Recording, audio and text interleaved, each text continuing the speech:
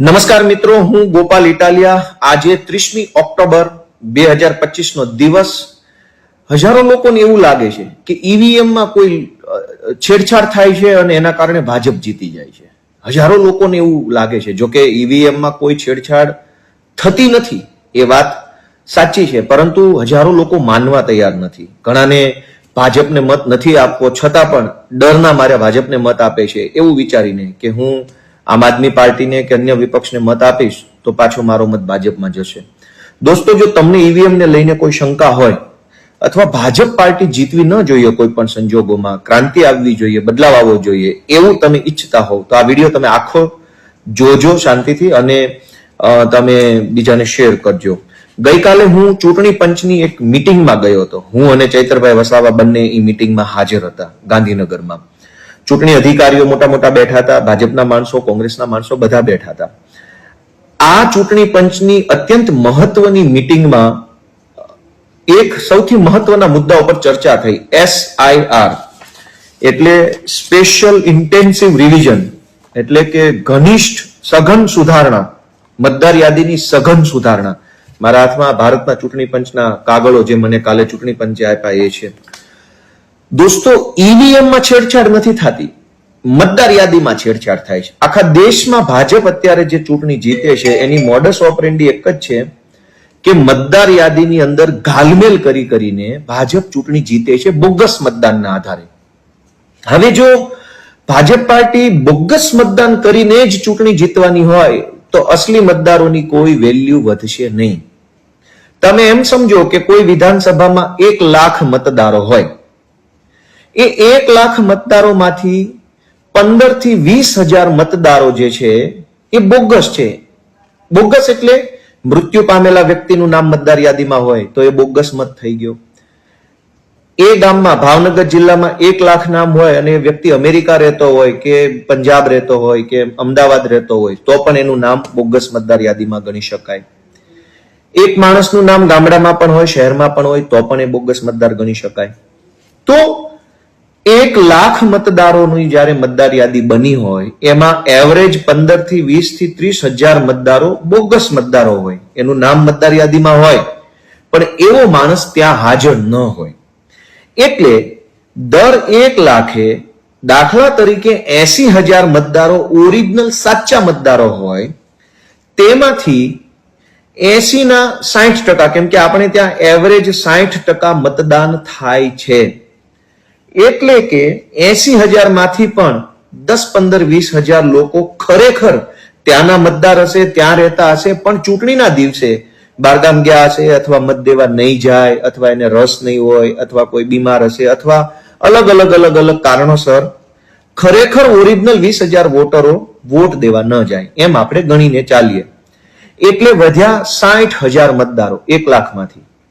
1 લાખમાંથી 20,000 લોકો મત નહીં આપે, 15,000 લોકો નકલી મતદારો છે, 60,000 લોકો મત આપવા ગયા, એમાંથી 50% સંભાવના આપણે માનીએ તો પણ 30,000 કે 35,000 મત ભાજપને મળે અને 20,000 કે 30,000 કે 35,000 મત કોંગ્રેસને મળે।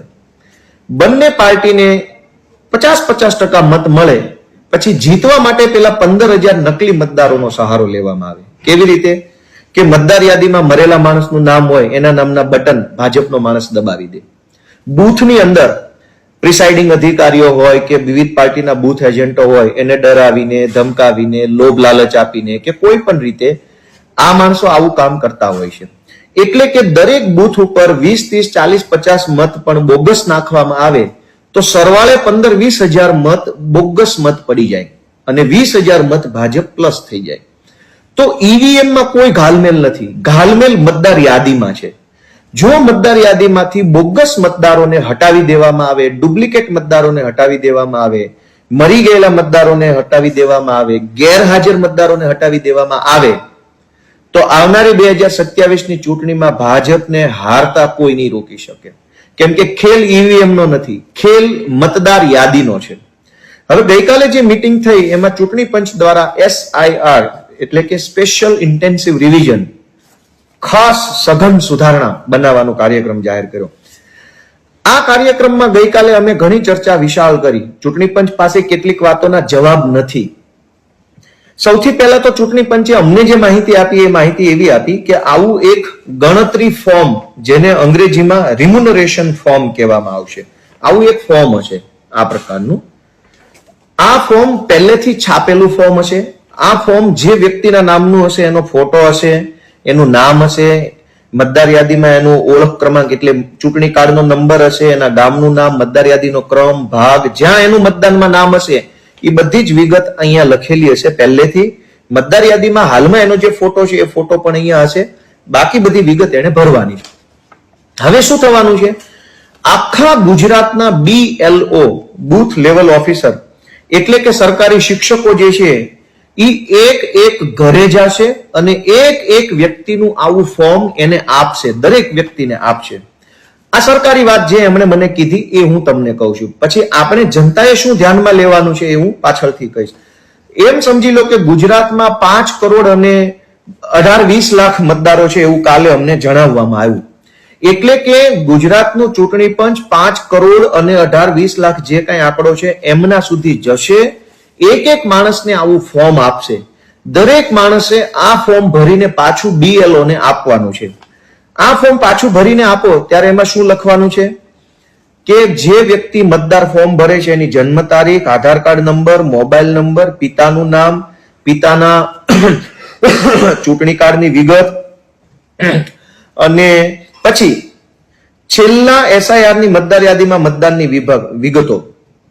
એટલે કે દરેક વ્યક્તિએ 2002 ની મતદાર યાદીમાં પોતાનું નામ ક્યાં હતું, કઈ જગ્યાએ હતું એ લખીને આપવું પડશે. એટલે કે ગોપાલ ઇટાલિયાએ 2002 ની મતદાર યાદીમાં એનું નામ ક્યાં હતું એ મારે બૂથ લેવલ અધિકારીને જણાવવું પડશે. હવે 2002 માં તો હું 18 વર્ષનો હતો જ નહીં, એટલે મારું નામ જ મતદાર યાદીમાં નહીં હોય.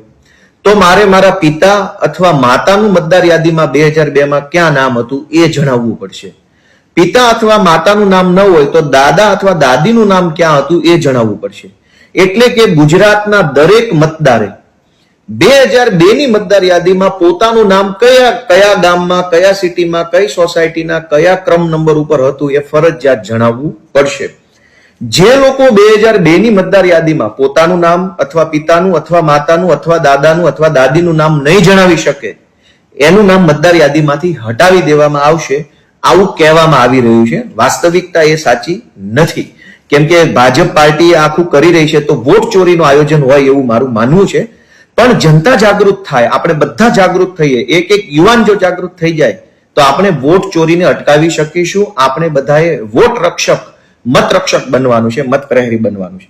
આ જે ફોર્મ આપવામાં આવશે, આ ફોર્મની અંદર વ્યક્તિએ પોતાની ડિટેલ, પપ્પા અથવા મમ્મી અથવા દાદા દાદીની ડિટેલ અને સહી કરીને BLO ને આપવાનું છે.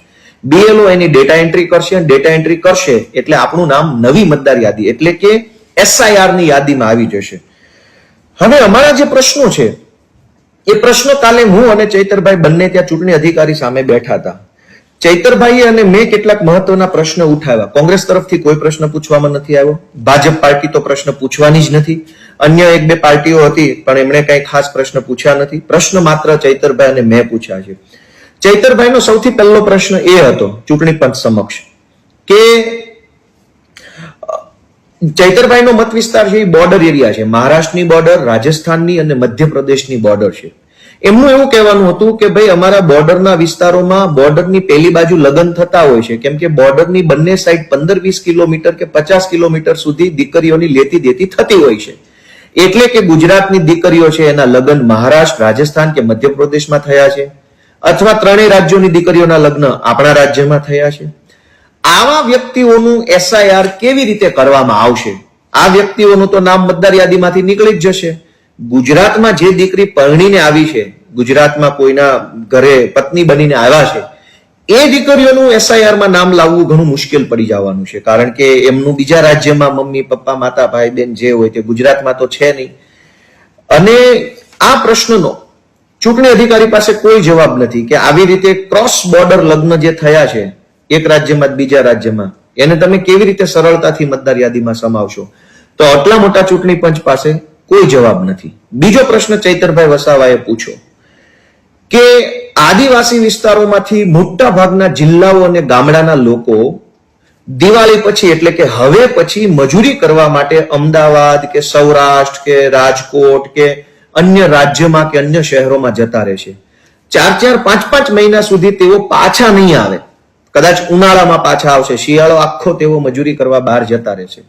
ચૈતરભાઈનો પ્રશ્ન એ હતો કે ધારો કે બૂથ લેવલ અધિકારી કોઈ આદિવાસી વિસ્તારમાં અથવા કોઈ ગામડામાં કોઈ ઘરે આ ફોર્મ લઈને ભરવા માટે ગયા અને ઘરે તાળું માર્યું છે, તો એ વ્યક્તિના ફોર્મનું શું થશે? મતદાર યાદીમાં એના નામનું શું થશે? ધારો કે હું પોતે જ છું, હું સૌરાષ્ટ્રનો વતની છું, પણ સુરતમાં હીરા ઘસવા ગયો છું અને હું અત્યારે સુરત રહું છું, હીરા ઘસવા માટે વેકેશનમાં હું ઘરે પાછો આવીશ. અથવા પંચમહાલથી કોઈ ભાઈ મજૂરી કરવા રાજકોટ આવ્યા છે, હવે રાજકોટથી કોઈ મતદાર યાદીમાં નામ લખાવવા પાછું નહીં જાય, કેમ કે આવવા જવાનો ખર્ચો એટલો બધો મજૂરો પાસે હોય નહીં.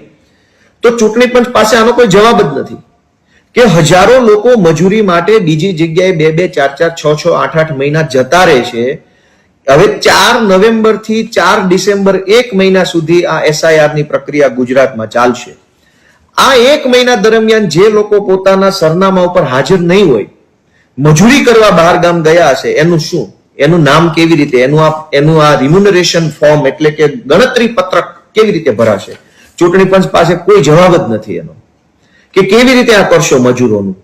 ત્રીજી વાત કે સૌથી અગત્યનો મુદ્દો, ભાજપને ઈવીએમ થી નહીં મતદાર યાદીથી કેવી રીતે ચૂંટણી જીતે છે એનો ગંભીર મુદ્દો હવે હું તમને જણાવું છું. ગુજરાતમાં ભાજપ પાર્ટીએ હજારો મજૂરો જે છે ઉત્તર પ્રદેશ, બિહાર, રાજસ્થાન, મધ્યપ્રદેશ કે અન્ય રાજ્યમાંથી આવેલા હજારો મજૂરોના નામ સ્થાનિક મતદાર યાદીમાં નાખી દીધા છે. ભાજપના માણસોએ અધિકારીઓ સાથે બેસી નંબરો લખાઈ દીધા છે. એટલે અંકલેશ્વર જીઆઈડીસી હોય, Odhav GIDC, Naroda GIDC, Metoda GIDC, કચ્છમાં મુન્દ્રા, ગાંધીધામ કે ભચાઉ કે ભુજ કે જ્યાં ક્યાંય પણ ઇન્ડસ્ટ્રીયલ એરિયા છે, મોરબીની ઇન્ડસ્ટ્રીઝ, જુનાગઢની ઇન્ડસ્ટ્રીઝ, ભાવનગરની ઇન્ડસ્ટ્રીઝ, જે જગ્યાએ બહારના રાજ્યના મજૂરો ગુજરાતમાં મજૂરી કરવા આવ્યા છે એવા લાખો મજૂરોના નામ ભાજપે મતદાર યાદીમાં ચડાવી દીધા છે.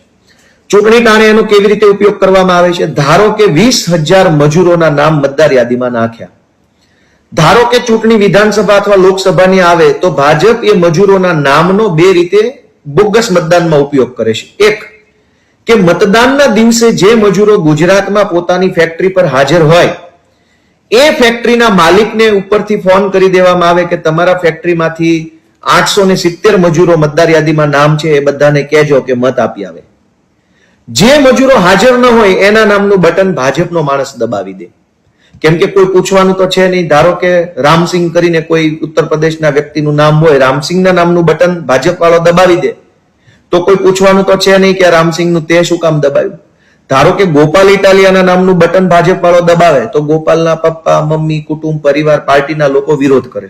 પણ રામસિંહના નામનું બટન ભાજપ વાળો દબાવી દે તો વિરોધ તો કોઈ કરવાનું નથી, કેમ કે રામસિંહના કોઈ સગા કે કોઈ મિત્રો તો ગામડામાં હોતા નથી અથવા શહેરોમાં. ગુજરાતમાં એક અંદાજ પ્રમાણે ઓછામાં ઓછા 10-20 લાખ લોકોના નામ બોગસ રીતે મતદાર યાદીમાં ભાજપે નખાવી દીધા છે. આ 10-20 લાખ નામ એટલે હાર જીતની ગેપ. દરેક વિધાનસભામાં 5,000 થી લઈ અને 10,000 ગેપમાં વિધાનસભાની હાર જીત જ્યાં જ્યાં થતી હોય ભાજપની, ત્યાં આવા બોગસ નામ મતદાર યાદીમાં નાખી દે. બીજી રીતે શહેરોમાં પણ મતદાર યાદીમાં નામ હોય, ગામડાની મતદાર યાદીમાં પણ નામ હોય. શહેરમાં ચૂંટણી હોય ત્યારે શહેરમાં મત આપે ભાજપનો માણસ, ગામડામાં ચૂંટણી હોય તો ગામડામાં પંચાયતમાં મત આપે, નગરપાલિકામાં મત આપે, તાલુકા જિલ્લા પંચાયતમાં મત આપે. ભાજપે અનેક માણસોના ડબલ વોટિંગ કરાવ્યા, શહેરમાં પણ વોટિંગ, ગામડામાં પણ વોટિંગ. બીજું કે પંચમહાલ, જાલોદ, દાહોદ કે સાબરકાંઠા કે એ વિસ્તારમાંથી સૌરાષ્ટ્રમાં મજૂરી કરવા માટે આવતા ભાઈઓ બહેનો જે છે એમના નામ પણ સ્થાનિક મતદાર યાદીમાં ભાજપના માણસોએ ઘુસાડી દીધા છે, જેના કારણે મજૂરોનું મતદાન તાલુકા જિલ્લા પંચાયતની ચૂંટણીમાં કરાવી શકાય અને 8, 10, 50, 100 મતની હાર જીત હોય તાલુકા પંચાયતમાં, એમાં પણ આ મતદાર યાદીમાં જો મજૂરોના નામ નાખી દે બીજા જિલ્લામાં તો ભાજપ જીતી શકે. કુલ મળીને મતદાર યાદીમાં ઘાલમેલ કરીને ભાજપ તમામ ચૂંટણીઓ જીતે છે. શું કામ? કે દરેક મતદાર યાદીમાં 20, 30, 40, 50, 100 નામ ખોટા વ્યક્તિઓના હોય છે. ખોટા એટલે મરી ગયેલા અથવા યુપી બિહાર વાળા, અથવા બીજા જિલ્લાના, અથવા શહેર અને ગામડામાં બંનેમાં હોય એવા, અથવા ડુપ્લિકેટ નામ કે એ નામનો માણસ જ આખા ભારતમાં ન હોય, રમેશભાઈ, છગનભાઈ, મગનભાઈ, આવો માણસ જ ભારતમાં ન હોય, એનું નામ પણ મતદાર યાદીમાં હોય. અને જેટલા ખોટા નામ મતદાર યાદીમાં હોય એ તમામ નામના મત ભાજપના માણસો બટન દબાઈ દે છે ચૂંટણીના દિવસે. કેમ કે પોલિંગ ઓફિસરો સરકારી માણસોને દબાવે, ડરાવે, ધમકાવે. દોસ્તો, આ એસઆઈઆર જે આવે છે એ એસઆઈઆર માં જો આપણે કાળજી નહીં લઈએ તો હજુ વધુ ઉત્તર પ્રદેશ, બિહાર કે બીજા રાજ્યમાંથી જે મજૂરી કરવા આવેલા લોકો છે એના નામ ગુજરાતની મતદાર યાદીમાં ઘાલી દેવામાં આવશે, નાખી દેવામાં આવશે, અને પછી ઓરિજિનલ મતદારોનો વજન પડતો બંધ થઈ જશે. ઓરિજિનલ મતદારો 50,000 હોય, ડુપ્લિકેટ મતદારો 10,000 જ હોય, પણ 10,000 મતની લીડથી ખાલી ભાજપ જીતી જાય એટલે પેલા 40,000 મતદારોના મતની વેલ્યુ ખતમ થઈ જાય. એટલે 40,000 મતદારોના મતની કિંમત કરાવવી હોય, તમારા મતનો પાવર નેતા ઉપર કન્ટિન્યુ રાખવો હોય, સરકારો ઉપર તમારો પાવર બતાવવો હોય, તો તમારે પેલા 10,000 નકલી મતદારોને મતદાર યાદીમાંથી દૂર કરવા માટે આગળ આવવું પડશે. કેમ કે આપણે ઘણીવાર આંદોલનો કરીએ, ધરણા કરીએ, રેલી કરીએ, બધું જ કરીએ, અને છતાં એવું લાગે સરકાર આપણું સાંભળતી નથી. એનું એક જ કારણ છે કે સરકારને ખબર છે કે તમારા મતથી નહીં, પેલા ડુપ્લિકેટ મતદારોના મતથી અમારો ધારાસભ્ય જીતશે, અમારા બધા ધારાસભ્ય જીતશે અને અમારી સરકાર બનશે. અને ડુપ્લિકેટ મતદારો તો કોઈ દિવસ ધરણા કે આંદોલન કે રેલી કે શું કરવાના નથી. એટલે દોસ્તો, દર 1 લાખે ધારો કે 15 થી 20,000 ડુપ્લિકેટ, બોગસ, ડમી, ફ્રોડ મતદારો હોય તો એ 10 15,000 મતદારોને મતદાર યાદીમાંથી દૂર કરાવવા માટે આપણે બધાએ આગળ આવવું જોઈએ. આ એસઆઈઆર ની પ્રક્રિયાની અંદર જેટલી જનભાગીદારી થશે એટલા જ બોગસ, ફ્રોડ અને ડુપ્લિકેટ મતદારો મતદાર યાદીમાંથી દૂર થશે. જે દિવસે મતદાર યાદીમાંથી આ ખોટા મતદારો દૂર થશે તે દિવસે ભાજપને હારતા દુનિયાની કોઈ શક્તિ નહીં રોકી શકે. એટલે દોસ્તો, પહેલી વિનંતી એ છે કે તમારા ગામમાં, તમારા તાલુકામાં, તમારા સિટીમાં અને ખાસ કરીને જ્યાં ઇન્ડસ્ટ્રીયલ એરિયા છે ત્યાંના સ્થાનિક કાર્યકર્તાઓને મારી નમ્ર વિનંતી છે કે તમારો જે સમય ફાળવવો પડે ફાળવજો. તમે તમારા વિસ્તારનો વિકાસ અને ભલું ઈચ્છતા હોવ તો આ નકલી મતદારોને મતદાર યાદીમાંથી કઢાવવા માટે આગળ આવવું પડશે. તમારા વિસ્તારમાં એક ફેક્ટરી હશે, ફેક્ટરીમાં 1000 મજૂરો હશે, તો એ 1000 મજૂરોનો મત બિહારની યાદીમાં પણ હશે અને રાજકોટની યાદીમાં પણ હશે. એ 1000 મજૂરોનું મતદાર યાદીમાં મધ્યપ્રદેશમાં નામ હશે અને ગુજરાતમાં નામ હશે. એ 1000 મજૂરોના મતદાનથી ભાજપના માણસો જીતી જશે અને તમારા મતથી તમે પોતે પણ નહીં જીતો. એટલે એ મજૂરોને તો કશું કઈ રાજનીતિ આરે લેવા દેવા નથી. એને તો શેઠે કીધું નોકરી કરવી છે એટલે ભાજપનું બટન દબાઈ આવશે. પછી તમે ગમે તેટલા ધરણા કરશો, રેલી કરશો, તમારો સરકારમાં વજન નહીં પડે. શું કામ? તમારા મતથી એ હારતા પણ નથી, તમારા મતથી જીતતા પણ નથી. હાર અને જીત પેલા નકલી, ડુપ્લિકેટ, બોગસ મતદારોથી થાય છે. તો આ એસઆઈઆર જે થવાનું છે એ એસઆઈઆર માં તમે તમારા BLO એટલે કે તમે જ્યાં મત આપવા જાઓ છો એ સરકારી શાળા અથવા એ જગ્યાનો શિક્ષક તમારો BLO હશે. દોસ્તો, આ જે ગણતરી પત્રક ભરવાનું છે એમાંથી આપણે જે કઈ ડુપ્લિકેટ મતદારો હોય એને ફરજિયાત દૂર કરવા માટે રસપૂર્વક કામ કરવું જોઈએ, વાંધા અરજી આપવી જોઈએ. કોઈ પણ વ્યક્તિ કોઈ પણ નામની વાંધા અરજી આપી શકશે. આમાં મારી પાસે બધી ડિટેલ છે, વાંધા અરજી કેવી રીતે આપવી વગેરે વગેરે વગેરે. એટલે દોસ્તો, હું તમને એટલું જ જણાવવા માંગુ છું કે મતદાર યાદીનું બહુ મોટું કામ હાથ ઉપર ધર્યું છે. પણ હમણાં અમે ચૂંટણી પંચને એક પ્રશ્ન પૂછો કે કોઈ વ્યક્તિનું બિહારની મતદાર યાદીમાં નામ હોય અથવા મધ્યપ્રદેશની મતદાર યાદીમાં નામ હોય અને એ જ વ્યક્તિનું ભાવનગરની GIDC ની એક ફેક્ટરીમાં મજૂરી કરે છે ત્યાં પણ એનું નામ હોય, તો આ એસઆઈઆર દ્વારા ચૂંટણી પંચ એ વ્યક્તિના બંને નામો કેવી રીતે ઓળખી શકશે, આઈડેન્ટિફાઈ કેવી રીતે કરશે, ગોતશે કેવી રીતે? ચૂંટણી પંચ પાસે કોઈ જવાબ નહોતો. મેં અને ચૈતરભાઈએ અગ્રેસિવલી, આક્રમક રીતે પ્રશ્ન પૂછ્યા. એને અમારી વાતને ઉડાવી કાઢી, હસી મજાકમાં કાઢી. સરકારી જવાબ આપ્યા, BLO જશે, BLO ચેક કરશે, BLO આમ, BLO તેમ, BLO. દોસ્તો, એક વ્યક્તિનું સુરતમાં અને કાઠિયાવાડમાં નામ છે, એક વ્યક્તિનું બનાસકાંઠામાં પણ નામ છે અને ગાંધીનગરમાં પણ નામ છે, એક વ્યક્તિનું બિહારમાં પણ નામ છે અને અમદાવાદમાં પણ નામ છે. તો આ ડબલ નામ વાળાને ઓળખવા માટેનો કોઈ વ્યવસ્થા આજની તારીખમાં ભારતના ચૂંટણી પંચ પાસે નથી. ગઈકાલે અમને જવાબ નથી આપી શક્યા કે ડબલ નામને ઓળખવા માટે આખા ભારતમાં એક જ જગ્યાએ નામ હોવું જોઈએ, એના બદલે 2 જગ્યાએ નામ હોય છે. મેં આ દલીલ કરી ત્યારે ચૂંટણી અધિકારી જે છે એને મારી વાતને ઉડાવી દીધી. ત્યાર પછી મેં એક પુરાવો રજૂ કર્યો. આ મારી પાસે પુરાવો છે. આમાં હું ફોટો ખાલી આમ વાળી દઉં છું. ફોટો આ મારી પાસે એક પુરાવો છે. આ પુરાવો મેં ચૂંટણી પંચને રજૂ કર્યો. ગુજરાતના એક વ્યક્તિ છે, એમનું નામ છે ફલાણાબેન પંચાલ. આમાં જે લખ્યું છે વાંચું, અસલ નામ નથી બોલતો. ફલાણાબેન પંચાલ. એમનું ઘરનું સરનામું છે ફલાણા હોમ્સ, ફલાણું સર્કલ, ફલાણું ગામ, અમદાવાદ. દોસ્તો, આ ફલાણાબેન પંચાલ જે છે એમનું 3 વખત મતદાર યાદીમાં નામ છે. એક જ વ્યક્તિના 3 વાર નામ છે. એનો અર્થ એ થયો કે એક વખત આ બેન પોતે મતદાર યાદીમાંથી મત આપવા જશે અને કહેશે કે મારું નામ ફલાણાબેન પંચાલ છે, એટલે મતદાન અધિકારીને મત આપવા દેશે. 2 વખત હજુ નામ છે. આ બટન કોણ દબાવશે? ભાજપનો કોઈ કાર્યકર્તા જઈને 2 વખત બટન દબાવશે. મિત્રો, ગુજરાતની મતદાર યાદીમાં પણ નામ હોય અને ઉત્તર પ્રદેશમાં પણ નામ હોય, તો 2 નામ થયા 2 રાજ્યમાં. એક જ ગુજરાતના એક જ જિલ્લામાં એક જ મકાનમાં એક જ સરનામા પર રહેતા એકના એક વ્યક્તિને 3 વખત મતદાર યાદીમાં નામ છે. આ એનું પહેલું ચૂંટણી કાર્ડનો નંબર છે, એ છે પાછળ છેલ્લે 89 આવે છે. એના એ બેન, એનો એ ફોટો, એનું એ સરનામું, એનું એ ઘર નંબર, એનું એ એડ્રેસ ઉપર બીજું મતદાર યાદીમાં નામ છે, એનો છેલ્લો 27 નંબર છે.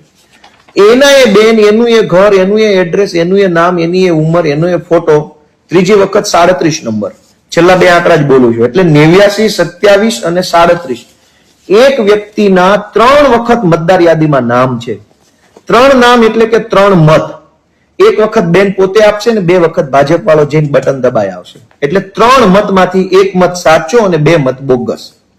જો મતદાર યાદીમાં બોગસ નામો હશે તો બોગસ મતો આધારે મતદાન કરી અને ભાજપ છે એ જીતી જશે. એટલે મારી આપ સૌને વિનંતી છે કે આ મતદાર યાદી સુધારણા કાર્યક્રમમાં ખાસ જાગૃત રહેવું.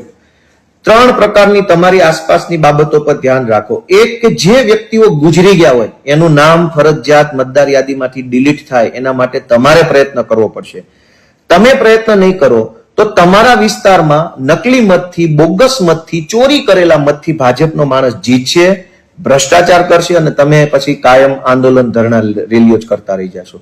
જો તમારા વિસ્તારમાં સારું કરવું હોય, સરકારને તમારા મતથી ડરાવવી હોય, તો મરેલા માણસનો મત, પરણી ગયેલી સ્ત્રીનો મત, શહેરોમાં પરમેનન્ટલી શિફ્ટ થઈ ગયેલા, કાયમી રહેવા વહી ગયેલા લોકોનો મત, બહારના રાજ્યમાંથી આવેલા મજૂરોના મત, આટલા મતો મતદાર યાદીમાંથી હટાવવા પડશે, ડિલીટ કરાવવા પડશે. જ્યાં સુધી આ 4 કેટેગરીના મતો મતદાર યાદીમાંથી ડિલીટ નહીં થાય ત્યાં સુધી હંમેશા ભાજપ નકલી મતથી વોટ ચોરી કરીને જીતશે અને આપણે આંદોલનો ગમે તેટલા કરશું, ભાજપ આપણી વાત માનશે નહીં. દોસ્તો, ખેલ ઈવીએમ નો બિલકુલ નથી. ખેલ મતદાર યાદીનો છે. મતદાર યાદીના ખેલને રોકવા માટે એક વ્યક્તિએ જાગવું પડશે, એક વ્યક્તિ આગળ આવવું પડશે, એક યુવાને આગળ આવવું પડશે. તમારા વિસ્તારના BLO નો સંપર્ક કરો. તમારા વિસ્તારની અંદર તમામના ગણતરી ફોર્મ આવા ભરાય, અસલ માણસના જ ભરાય, કોઈની વોટ ચોરી ન થાય. અને ભાજપને અમારી ચેલેન્જ છે કે હમણાં સુધી જે થયું હોય તે, પણ આ વખતે જનતાની વોટની રક્ષા આમ આદમી પાર્ટીનો એક કાર્યકર્તા વોટ રક્ષક બનીને કરશે, વોટ પ્રહરી બનીને કરશે. અમે ગુજરાતના એક પણ માણસનો, સાચા માણસનો, જેન્યુન માણસનો વોટ કપાવા નહીં દઈએ અને એક પણ નકલી ડમી માણસના વોટને પાછો મતદાર યાદીમાં આવવા નહીં દઈએ. એ માટે જે કાંઈ અમારી ક્ષમતાઓ છે, જે અમારી તાકાત છે, કામે લગાવશું. અને ગુજરાતના લોકોને પણ વિનંતી કરીએ છીએ કે આ વોટ ચોરી કરનારા લોકો ઉપર નજર રાખો. SIR જે થાય છે એનો આપણે મહત્તમ ફાયદો લઈએ. સારી રીતે SIR થાય, વ્યવસ્થિત SIR થાય, જેન્યુન માણસોનું SIR થાય, એ માટે આપણે સજાગ રહીએ. આપણા પોતાના મત વિસ્તારમાં કોઈ પણ ભાજપ વાળાની શરમ રાખ્યા વગર નકલી મતદારોને હટાવવા માટેનું કામ આપણે બધા સાથે મળીને કરીએ એવી અભ્યર્થના. કોઈ પણ પ્રકારે ઈવીએમમાં કોઈ ગડબડ નથી. ગડબડ મતદાર યાદીમાં છે. તમારા ગામની, વિસ્તારની, સોસાયટીની મતદાર યાદીમાં જેટલા મૃત્યુ પામેલા, સ્થળાંતર થયેલા, ડબલ નામ વાળા, પરણી ગયેલા મતદારોના નામ હશે એટલી જ ભાજપની જીતવાની સંભાવના વધુ છે. માટે તમે એમ ઈચ્છતા હો કે ગુજરાતમાં બદલાવ આવે તો તમારે આગળ આવવું પડશે, સમય ફાળવવો પડશે. જય જય ગરવી ગુજરાત.